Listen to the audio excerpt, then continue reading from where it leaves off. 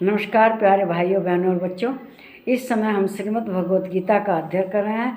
इस अध्ययन करने के क्रम में श्रीमद् भगवत गीता के 14 अध्याय के श्लोक 17 पर आ गए हैं। श्लोक 17 में भी भगवान जो हमारे अंदर 3 गुण हैं, रजोगुण, सतोगुण और तमोगुण, इसके बारे में ही बता रहे हैं। तो श्री कृष्ण भगवान क्या कहते हैं इस श्लोक में, तो वो तो सब यही बता रहे हैं कि कैसे गुण से क्या होता है। तो इसलिए हमें सतोगुण प्रधान रहना चाहिए। रजोगुण भी दुखदाई है और तमोगुण भी दुखदाई है। तो इसके बारे में श्री कृष्ण भगवान कहते हैं सत्वात्म संजायते ज्ञानम रजसो लोभ एव च प्रमादा मोहो तमसो भवतो अज्ञानमेव च। कहते हैं सत्गुण से ज्ञान उत्पन्न होता है, रजोगुण से निसंदेह लोभ और तमोगुण से प्रमाद और मोह उत्पन्न होते हैं और अज्ञान भी होता है। तो इसमें सबसे बढ़िया गुण कौन सा है? सबसे अच्छा गुण है सतोगुण। सतोगुणी ज्ञानी होता है, वह ज्ञान से भरा रहता है, क्योंकि सतोगुणी भगवान के ध्यान में रहता है, भगवान का चिंतन करता है, इसलिए उसे किसी तरह का कोई दुख नहीं होता है। जो सतोगुणी होता है वास्तविकता में वह ईश्वर तक जानने वाला होता है, ईश्वर को जानने वाला होता है। उसकी मन और बुद्धि ईश्वर में लगी रहती है और वह जानता है कि जो हमारे अंदर आत्मा है यह परमात्मा का अंश है और इसलिए हमारे अंदर परमात्मा है, वह हमेशा महसूस करता है। और जो रजोगुण वाला है, रजोगुण वाला लोभ और लालच में पड़ा रहता है और अंतकाल में क्या होता है, वह फिर अपने इस कर्म के कारण मनुष्य ही बनता है, लोभी लालची मनुष्य बनता है। कहना जैसे कर्म करेगा मानव फल देगा भगवान, वह ऐसे कर्म करता है कि अगले जन्म में भगवान उसको वही लालची लोभी मनुष्य बना देते हैं।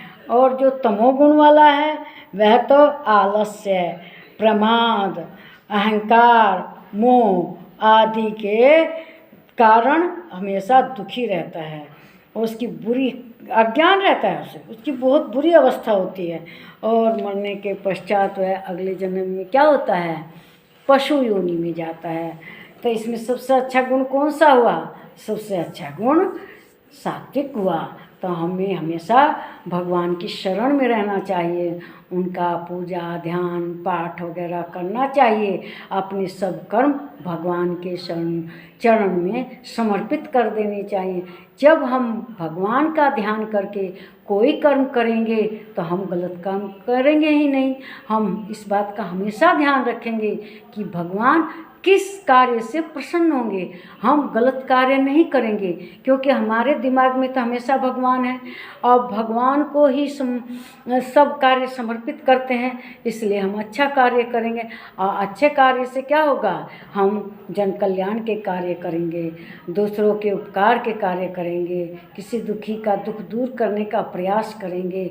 तो इस मान लीजिए हम किसी का दुख दूर करते हैं, किसी की आत्मा को तृप्त करते हैं, उसे भोजन खिलाते हैं, भंडारा करते हैं, तो आत्मा तृप्त होती है। आत्मा किसी की तृप्त होती है तो क्या है, भगवान तृप्त होते हैं, इससे भगवान हम लोगों के ऊपर प्रसन्न होते हैं। तो हमेशा हमेशा सात्विक रहने से क्या होता है, भगवान का अंश आत्मा हमारे अंदर है ना, यानी कि भगवान हमारे अंदर है, तो हमें गंध युक्त भोजन, ये लहसुन प्याज वगैरह, चाहे हिंसा करके जो भोजन करते हैं, ये सब नहीं करना चाहिए, क्योंकि परमात्मा हमारे अंदर हैं। जब हम पवित्र खाना खाएंगे, पवित्र रहेंगे, शुद्ध वाणी बोलेंगे, मनसा वाचा कर्मणा, किसी से भी किसी तरह से किसी को कष्ट नहीं पहुंचाएंगे, तो क्या होगा, भगवान स्वयं प्रसन्न होंगे। और जब भगवान प्रसन्न होते हैं तो उस मनुष्य को आगे क्या होता है, वह देव योनि में जन्म लेता है। और जो मनुष्य रजोगुण प्रधान होता है वह हमेशा लालच में रहता है, अपनी वह गणना करता रहता है कि मेरे पास कितना पैसा है, कितना धन है, और उसको बढ़ाने के लिए वे लालच भरे काम करता है, लोभ के काम करता है, तो इसलिए वह भी दुखी है। तमोगुणी का तो आहार विहार ऐसा है, उसे किसी चीज़ का ज्ञान नहीं है, तो इसलिए वो अगले जन्म में क्या बनता है, पशु बनता है। इस वीडियो को लाइक कीजिए, शेयर कीजिए, इस पर कमेंट कीजिए और मेरे चैनल को सब्सक्राइब जरूर कीजिएगा। नमस्कार मेरे प्यारे भाइयों बहनों और बच्चों।